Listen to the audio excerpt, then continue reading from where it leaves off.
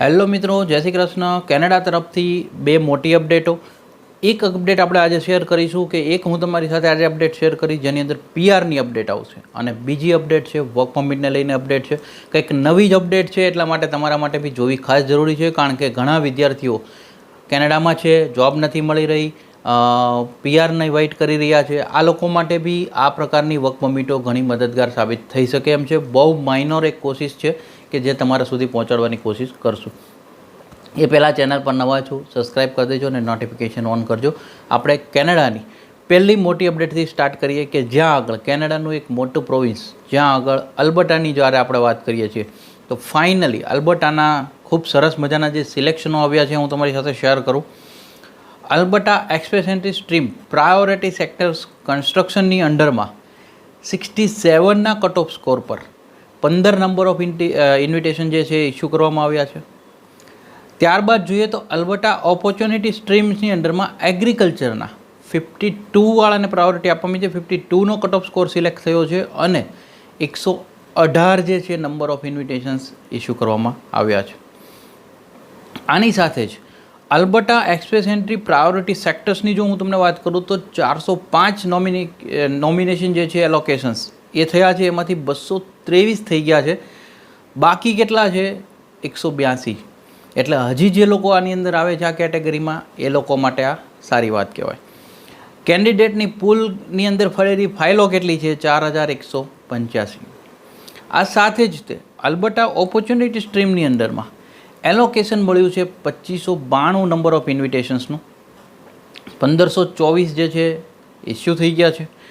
1068 ITA છે હજી બાકી છે. 39,979 જે ફાઇલો છે એક્સપ્રેસ એન્ટ્રી પૂલની અંદર હજી પડી છે, જેમાંથી પ્રાયોરિટી મળી શકે છે. જે લોકોએ ના કરી હોય એ લોકોએ મૂકી દેવી જોઈએ ફાઇલો, જો એલિજિબલ થતા હોય તો. આ અલ્બર્ટાની જે અપડેટ આવી છે, આની સાથે જ અલ્બર્ટાની હું તમને 3 સ્ટ્રીમ બી કહું કે જે બી તમે ફોકસ રાખી શકો છો. ડેડિકેટેડ હેલ્થકેર પાથવે, એક્રિસિયર ટેક પાથવે, તો લો એન્ફોર્સમેન્ટ પાથવે. આ 3 પાથવે તમે ધ્યાનમાં રાખી શકો એમ છો. આ સાથે જ તે આપણે હવે એક બીજી અપડેટ પર જઈએ જેને કહેવાય છે વર્ક પરમિટ. હવે આ થોડું યુનિક લાગશે તમને લોકોને, કારણ કે નોર્મલી હું તમને એક વસ્તુ કહું કે હમણાં થોડા દિવસથી ઓસ્ટ્રેલિયાની બેલોટ સિસ્ટમ વર્ક પરમિટ જે છે 462 કેટેગરી કહેવાય, સબ ક્લાસ 462, આ જે છે એ ઓલરેડી ઓપન થઈ ચૂકી છે. 15 જુલાઈની ડેડલાઇન છે, ત્યાં સુધી એપ્લિકેશન્સ થઈ શકે છે. આમાં 3 કન્ટ્રીના લોકો એપ્લિકેશન્સ કરી શકે છે. ચાઇના છે, ઇન્ડિયા છે અને વિયેતનામ છે. આ 3 લોકો માટે આ બેલોટ સિસ્ટમ ઓપન થઈ છે આ વર્ક પરમિટ માટે. હવે હું તમને એક સિમ્પલ લોજિક કહું. કેનેડામાં જે લોકોની વર્ક પરમિટ એક્સટેન્શન નથી થઈ રહી, અથવા જે લોકોને કેનેડા છોડવાનો ભય લાગે છે, જે લોકો પીઆરની ફાઇલ મૂકી છે ખુલી નથી, વર્ક પરમિટ એક્સપાયર થવાનો ડર લાગી રહ્યો છે, આ લોકોનું સ્ટેટસ હજી પીઆર નથી આવ્યું ત્યાં લગી ઇન્ડિયન સિટીઝન જ કહેવાય, ભારતીય સિટીઝન જ કહેવાય. તો આ વિદ્યાર્થીઓએ બી આની અંદર એપ્લિકેશન કરી શકાય એવું છે, કારણ કે આ એપ્લિકેશન કરવાથી જો વર્ક પરમિટ મળશે તો એમને કેનેડા છોડી ભારત આવવાની જગ્યાએ ઓસ્ટ્રેલિયા જવાનો મોકો મળી શકે છે. ઓબ્વિયસ છે કે આ જે બેલોટ સિસ્ટમની વર્ક પરમિટ હોય, જેમ કે આપણે યુકેમાં બી જોઈએ છીએ, ઓસ્ટ્રેલિયાની બી જે બેલોટ સિસ્ટમ એ લોટરી સિસ્ટમ જેવી હોય છે.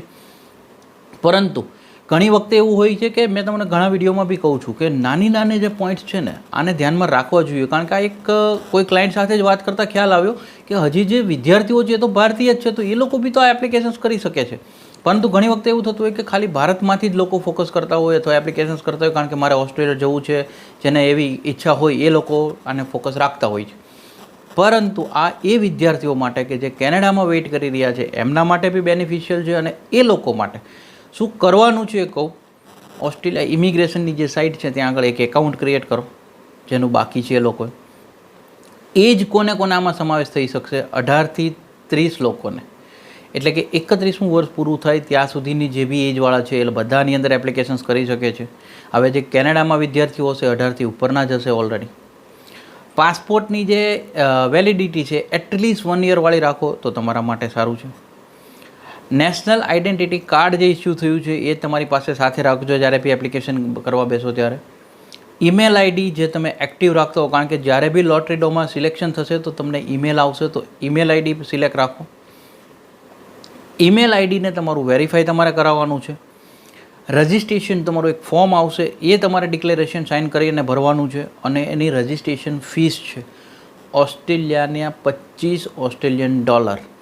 આ ફીસ તમારે પે કરવાની છે. જો લોટરીડોમાં સિલેક્શન થઈ ગયું તો તમે બી આ એલિજિબલ વર્ક પરમિટમાં તમને બેનિફિટ ઉઠાવી શકો એમ છો. આનો એક ડિટેલ વિડીયો મેં ઓલરેડી અમારી બીજી ચેનલ છે ત્યાં આગળ અમે રિલીઝ કરવા જઈ રહ્યા છીએ. HM વિઝા કાઉન્સેલિંગ તમે કરશો યુટ્યુબની અંદર, ટાઇટલ ઉપર રિફ્લેક્ટ બી કરાવી રહ્યો છું, તો તમે એ ચેનલ પર જઈ શકશો અને એ વિડીયો આખો ડિટેલ બી જોઈ શકશો.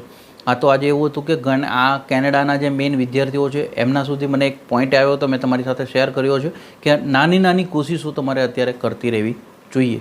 અમે અમારી એક નાની કોશિશ કરી છે. જો સારી લાગી હોય તો લાઇક કરજો અને મેક્સિમમ લોકોને વિડીયો શેર કરવાનું ના ભૂલતા, કારણ કે spread education, support education, always એજ્યુકેશનને સપોર્ટ કરતા રહેજો. Thank you so much. Jai Hind, જય ભારત.